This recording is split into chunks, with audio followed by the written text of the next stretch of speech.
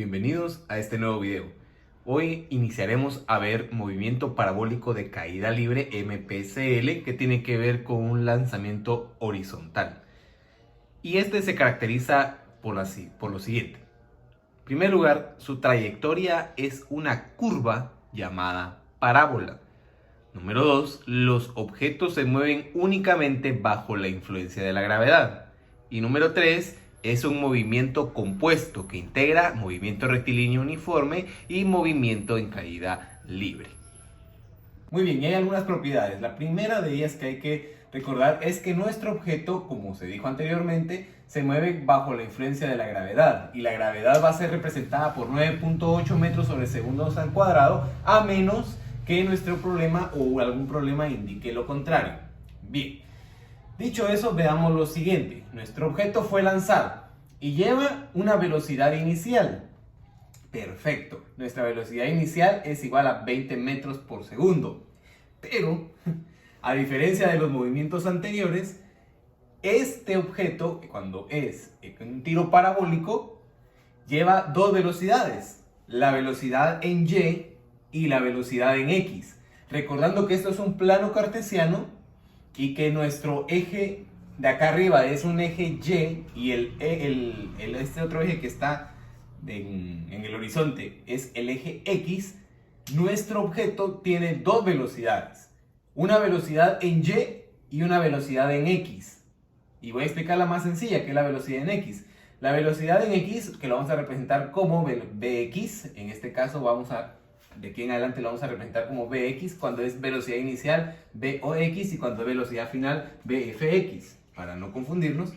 Y por lo menos aquí al inicio va a ser con MRU, no va a cambiar, no va a variar, va a ser un movimiento uniforme, va a ser un movimiento rectilíneo uniforme. Y este objeto que inició con 20 metros por segundo, continúa con 20 metros por segundo, 20 metros por segundo.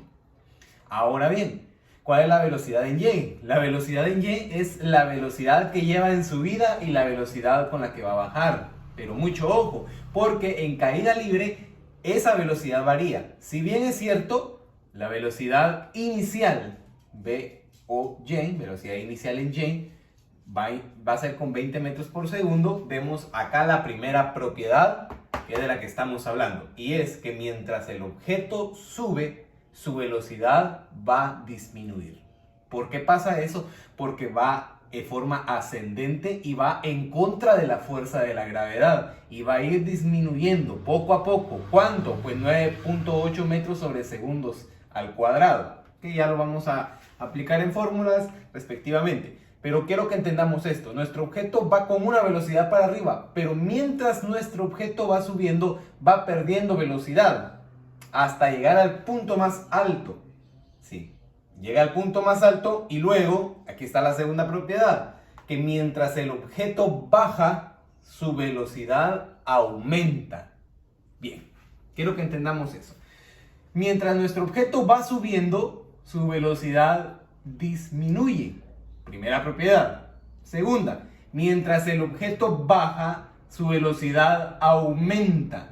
¿Por qué pasa eso? Por la gravedad. ¿Sí? Creo que con eso estamos por ahí en las primeras dos propiedades. Vamos y pasamos a la tercera que está ligada, que es que la altura máxima, en la altura más alta, la velocidad va a ser igual a cero. Cuando nuestro objeto llega al punto más alto y logra llegar a un punto donde ya no va a seguir subiendo debido a que la fuerza de gravedad ya le ganó a nuestro objeto y lo va a hacer venir a tierra, la velocidad va a ser igual a cero. 0 metros por segundo, y a partir de ahí va a empezar a aumentar porque viene en caída libre, viene en caída hasta llegar al suelo una vez más. Y eso nos da paso a nuestra cuarta propiedad. Y para explicar las propiedades, estas últimas propiedades que viene, yo he dividido acá nuestra gráfica por niveles. Y es bien interesante ver esto porque nos va a servir. Encontramos el nivel 1, que es el nivel donde todo inicia y donde todo termina. Todo inicia, todo termina. El nivel 2, por decirlo así, es como un intermedio, ¿sí? Y el nivel 3 es el punto más alto. Y a veces hay que conjugar nivel 1, nivel 2 y nivel 3, pero a veces solo conjugar el nivel 1 y el nivel 3. Y esto nos lleva entonces a la cuarta propiedad, que en un mismo nivel la rapidez de subida es igual a la rapidez de bajada. En un mismo nivel, la rapidez de subida es la misma que la rapidez de bajada. En este mismo nivel en el que están, que ese nivel puede ser altura, en esa misma altura en la que están, este objeto llevaba 10 metros sobre segundos. Pero a la hora de bajar, en ese mismo nivel de altura, lleva la misma velocidad. ¿Sí? Vamos a la quinta propiedad, que en un mismo nivel, el objeto va a llevar o va a tardar el mismo tiempo en subir que el mismo tiempo en bajar. Nuestro objeto en un mismo nivel de altura, puede ser un mismo nivel de altura, va a demorar el mismo tiempo en llegar ahí en subida que el mismo tiempo en llegar ahí de bajada. Es exactamente el mismo tiempo. Por favor, eso tómenlo muy en cuenta. Y la sexta propiedad es que la velocidad horizontal no cambia. ¿Qué es esto, verdad? El movimiento rectilíneo uniforme. Ese no va a variar, no va a cambiar, lo vamos a mantener así. Por lo tanto, aquí se van a combinar dos tipos de fórmulas que vamos a ver a continuación, pero explicando algo más que se integra en esta gráfica, que para los que tal vez son un poco observadores, ya vieron que como es un plano cartesiano y que tenemos puntos por acá, que por acá ya empezamos a colocar estas flechitas que reciben un nombre, que son magnitudes escalares, vectoriales. Bueno, esos pequeñas flechas, esto pequeño que está acá, nos lleva a algo más que nos damos inicio. Entonces, tenemos acá a nuestro objeto que fue lanzado y lleva una velocidad inicial. Hay que recalcar que lo que voy a explicar ahorita es por una razón. Cuando solamente en el problema nos dan velocidad inicial, debemos sacar cuál es la velocidad inicial en Y y la velocidad inicial en X. Cuando nos dan en el problema ya especificada la velocidad inicial en Y y la velocidad inicial en X, esto se obvia. Pero por lo general solo nos dan velocidad inicial y por lo tanto hay que resaltar esto. ¿Cómo lo hacemos? Bueno, recordando las clases presenciales, habría que considerar también acá este pequeño ángulo, recordando que acá en nuestro plano cartesiano, nuestro objeto, al tener esa dirección, al tener esa magnitud, se forma por acá un pequeño triángulo rectángulo. Y bueno, tenemos que en nuestro pequeño triángulo rectángulo vamos a tener un ángulo, no el ángulo recto, sino un ángulo agudo. Bien, y para poder sacar la velocidad inicial, se hace lo siguiente. Velocidad inicial en X va a ser igual a la velocidad inicial que nos están dando multiplicado por el coseno del ángulo. ¿Sí? Así de fácil.